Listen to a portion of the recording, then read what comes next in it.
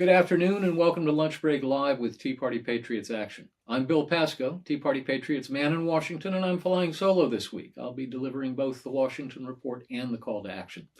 Let's get right to it. The House and Senate will both return Monday.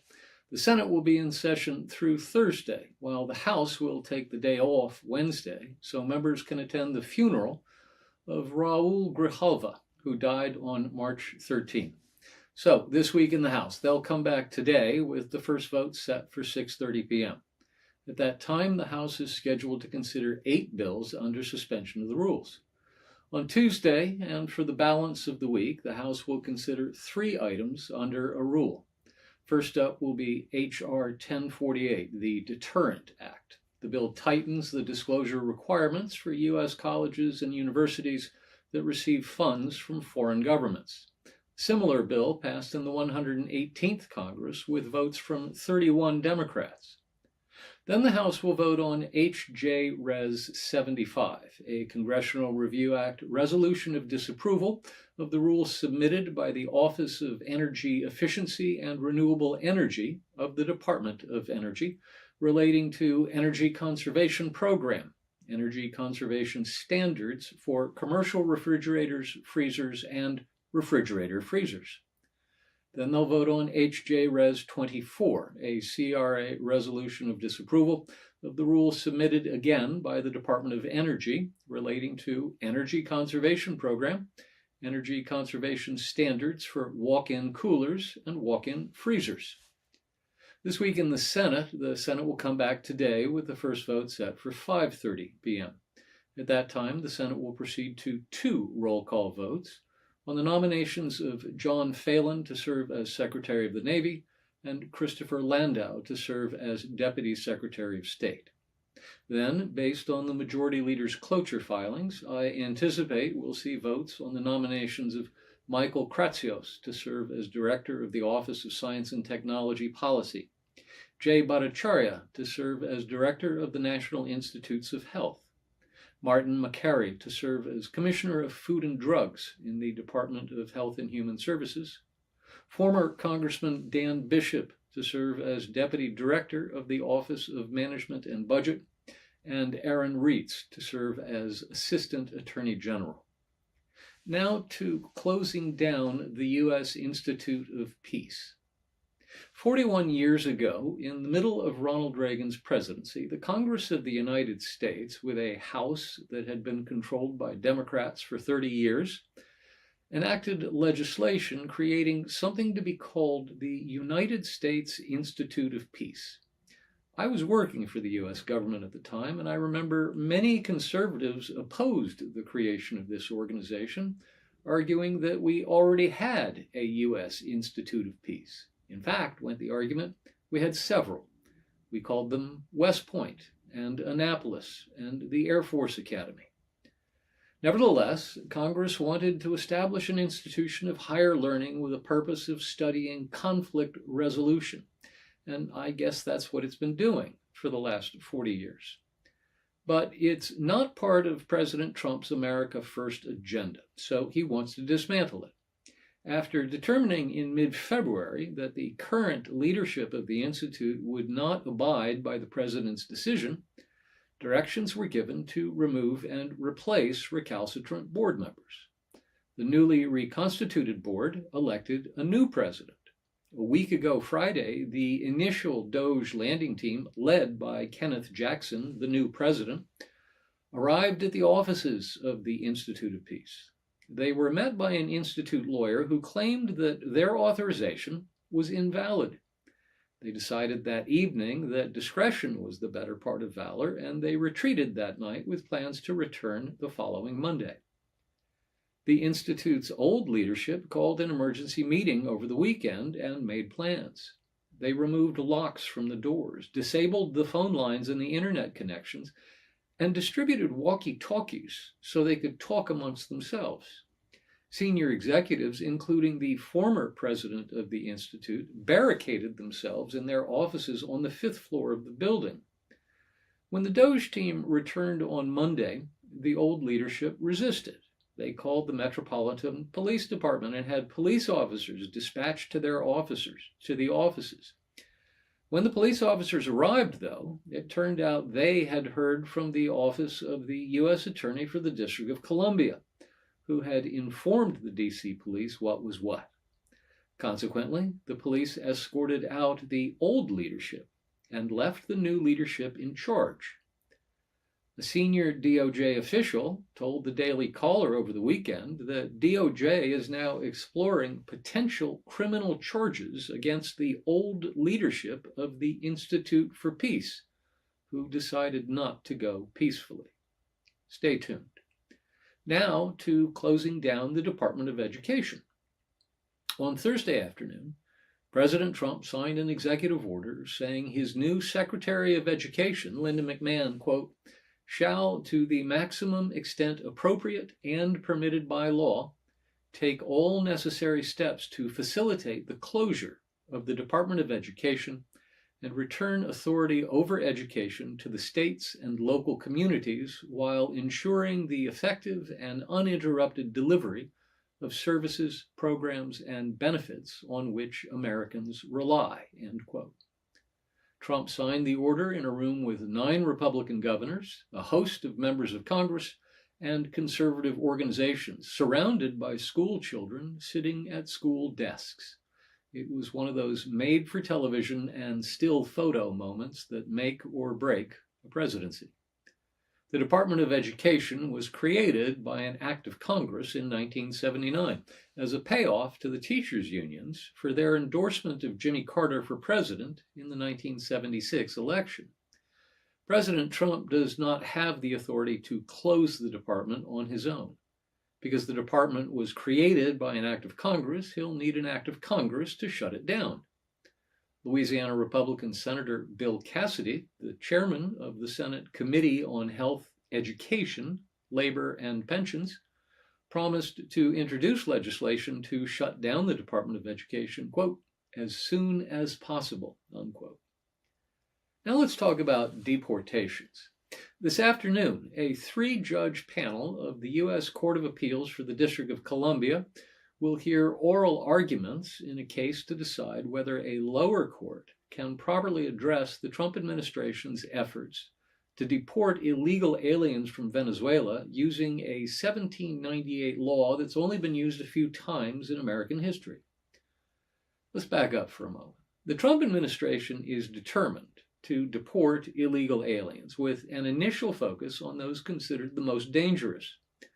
Members of the Venezuelan criminal gang known as Tren de Aragua have been identified as such, and the gang has been declared by the Secretary of State to be a foreign terrorist organization, which gives it a special status under U.S. law. Last weekend, U.S. District Judge James Boasberg, who was appointed to the federal bench by Barack Obama, ordered an immediate halt to any planned deportations of Venezuelan nationals to El Salvador using this legal authority.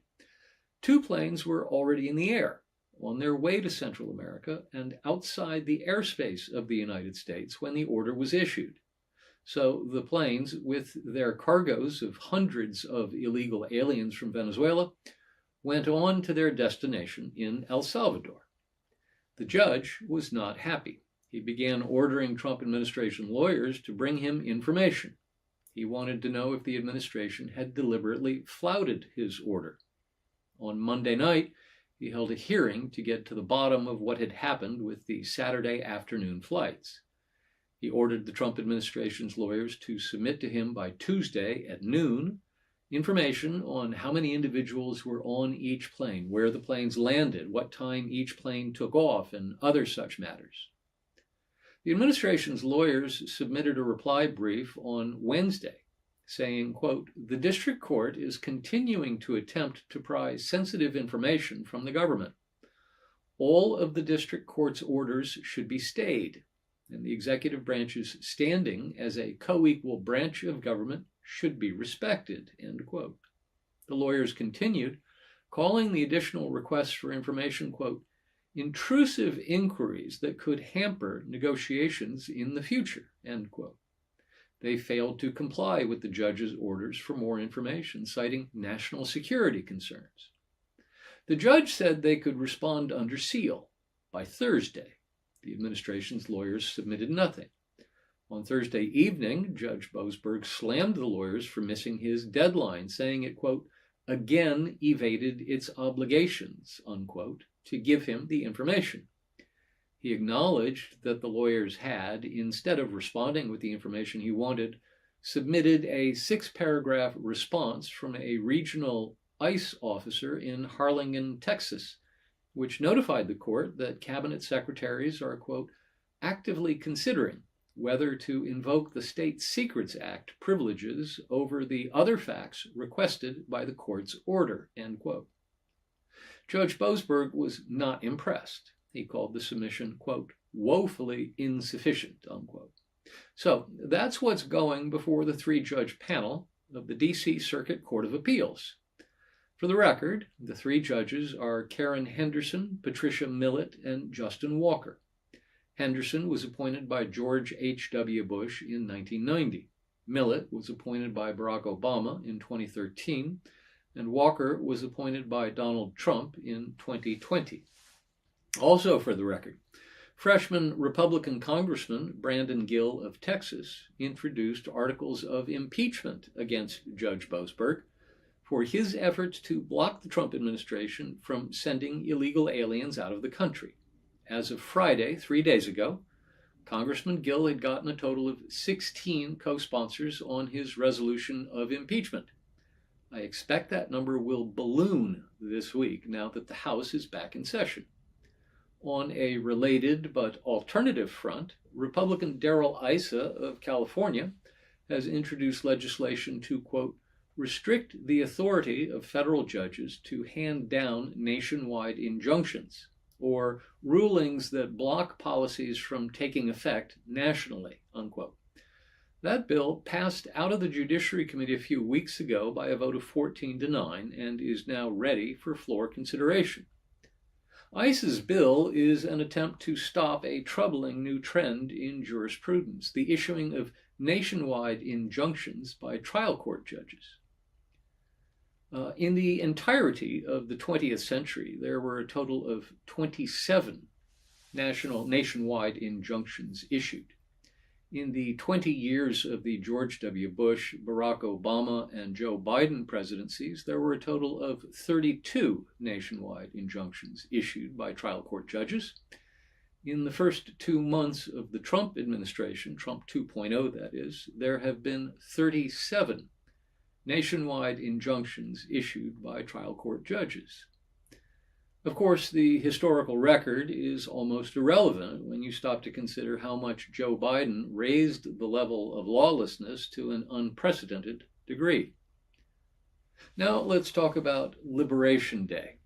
One of Donald Trump's longest held and most strongly held beliefs is that the United States has been what he calls a sucker for other countries. To his thinking, our leaders, both Republican and Democrat, liberal and conservative, have for decades allowed the American taxpayer to foot the bill for the rest of the world. Whether we're talking about lopsided American defense expenditures compared to those of our allies in multinational defense alliances like NATO and ANZUS, or we're talking about trade relationships with just about every other nation on the planet. Consequently, it cannot be a surprise to anyone that given just one more 4-year term in the Oval Office, a leader who believes in retribution, heck, he even campaigned on it, is moving quickly to right those perceived wrongs. On February 13th, he issued a memorandum on reciprocal trade and tariffs, citing the economic and national security threats posed by our large trade deficits with most of our trade partners.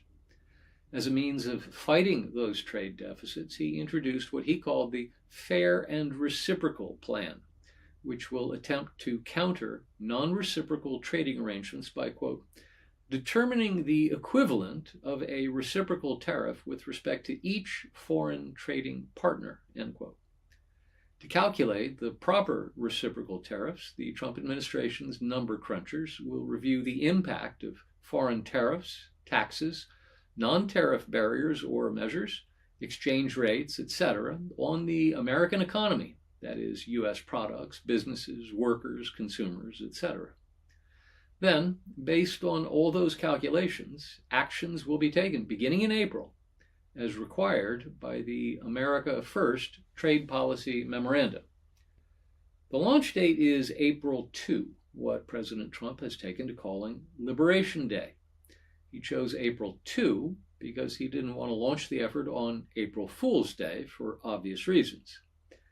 As everyone awaits the imposition of these tariffs next week, it appears that they are poised to be more targeted than initially believed. Nevertheless, buckle your chin straps. It's about to get real. Now to the Jenny Beth Show. Episode 112 of the Jenny Beth Show dropped last Wednesday, featuring Jenny Beth's discussion with Brandon Straka, founder of the Walkaway movement. Straka was a lifelong Democrat who came to believe the dominant media had been lying to him.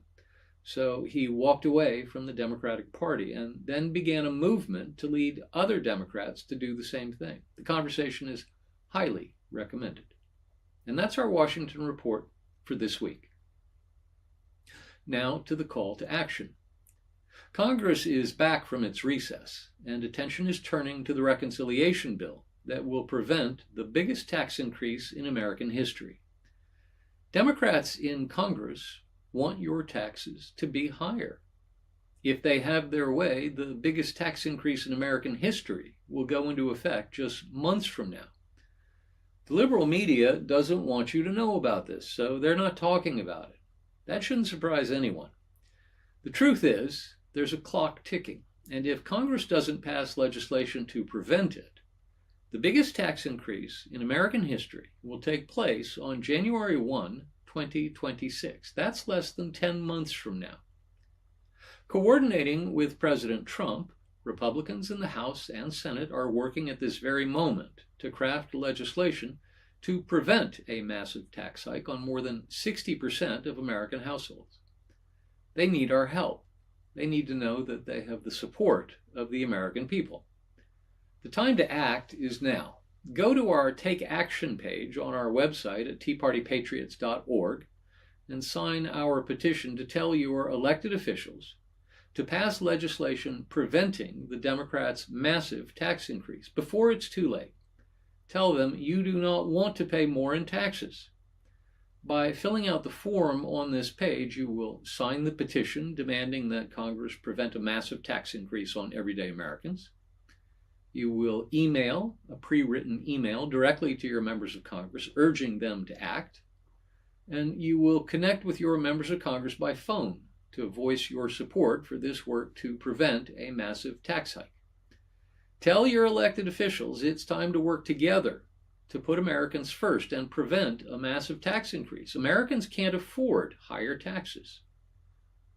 That's our broadcast for this week. Thanks for tuning in, and please share this broadcast with your friends on Facebook. As always, if you want to reach out to us, just send an email to jenny.beth@teapartypatriots.org. That's jenny.beth@teapartypatriots.org. And if you want me to answer a question live on air, just put "for broadcast" in the subject line. Thanks for tuning in. We'll be back next week, same time, same place. Until then, be well and be active.